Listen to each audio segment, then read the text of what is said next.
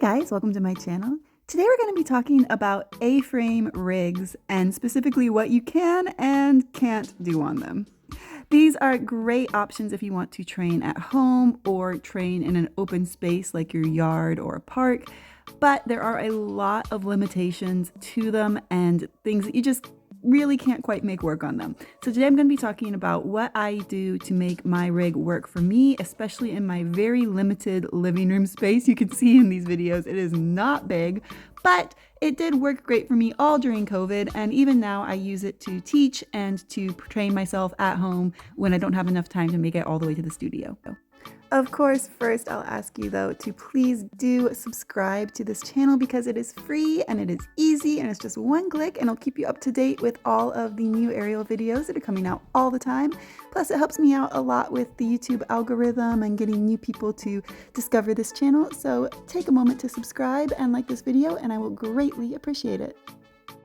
Okay, back to business. This is my portable aerial rig. It is from Xpole. It is an A-frame style rig. In my living room, I do not, unfortunately, have enough height to put it to its full height, which is about 1/3 again, what you see here. As you can see, the legs are in two sections right now. There is a third section that is telescopically hidden inside each leg right now. If I had more height, like if I was outdoors, for example, I could put it up to its full height, but I normally use it indoors with just two of the sections extended, which has always worked pretty well for me, although it does limit the width of the entire frame, and that limits what moves I can do on it. If you're new to portable rigs or you're using a type that you haven't used before, you want to take some time to get used to how they move.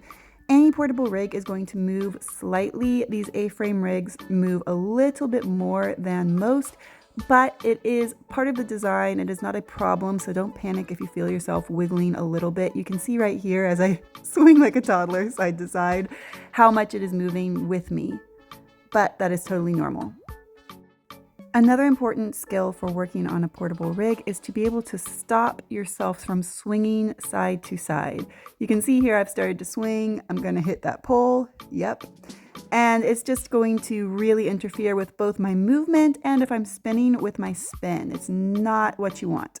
The way to avoid it is to understand why I'm swinging in the first place. You can see here that I'm standing pretty far away from the center point of the hoop, in other words, the point that is directly below where the hoop is hooked onto the rig, so that when I put my leg in, my leg that's bearing all my weight is really far away from that center point. Therefore, when I lift it up, I'm going to start to swing just like a kid on a swing set.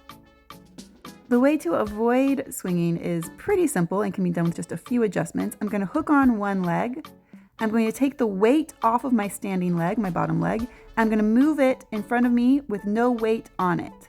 Still touching the floor so I can start to spin using that leg, but because there was no weight on it and I was already hanging with my full body weight from the hoop, I don't swing. Now let's talk about some specific moves that don't work in this setup and how you can modify them to make them work. The first one is a gazelle. You're going to see the problem with this right away. Smack. Yep, it's pretty obvious. So how I'm going to modify this to make it work with my A-frame rig is very simple. I'm just going to bend both knees. This makes me narrower, it stops me from hitting the sides, and I still have a beautiful position.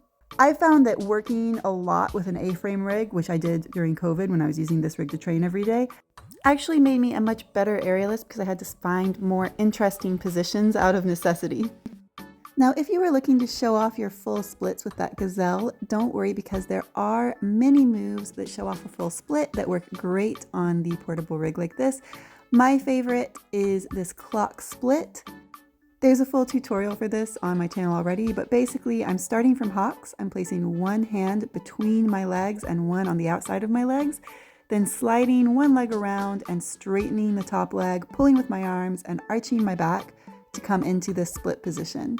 The tutorial obviously explains it in a lot more detail. If you want to check that out, it's on my channel.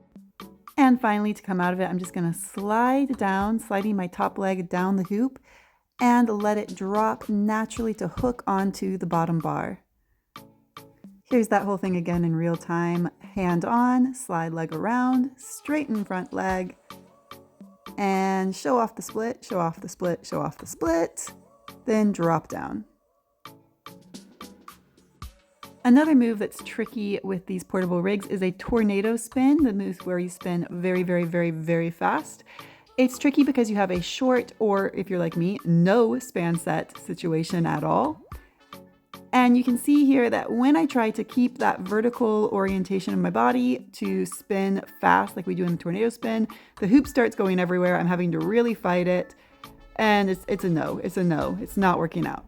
Here is a spin variation that will work a lot better for these portable rigs.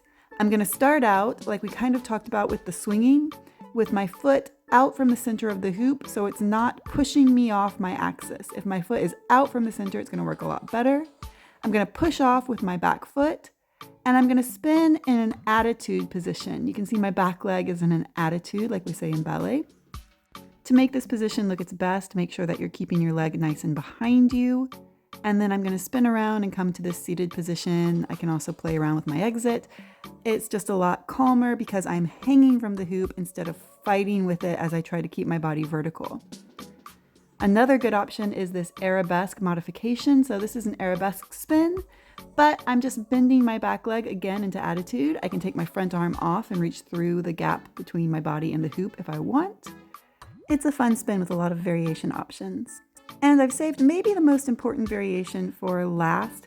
The move that's going to give me trouble here is my hawks. For obvious height-related reasons, it's not working out. You can see right here, I'm way too tall for the space that I have. But there is a simple and easy way to fix this, which is very important because with the hawks, obviously, it's the entry into so many moves. So it's important to have a version that works for you at any height. This is how I cheat my hawks to make it work in a very low space. I go down with one hand on the hoop still, pulling myself sideways. I switch that hand to hold my back foot, and I arch my back. Because I'm coming through a sideways lifted, crunched up position, I don't hit my head on the floor like I would if I tried to go through the middle of the space. I can also do moves below the hoop that eliminate the hawks altogether. Here I'm doing a modified Delilah and then lifting myself directly into a walking man. The walking man's going to work much better if I want to do something below the hoop than the hawks did because obviously my hips are up closer to the bottom of the hoop and it gives me more space for my torso and shoulders and head. I could also add in a walking man split if I want. A similar alternative would be a bird's nest because again, your hips are closer to the bottom of the hoop than they are when you're hanging from your knees.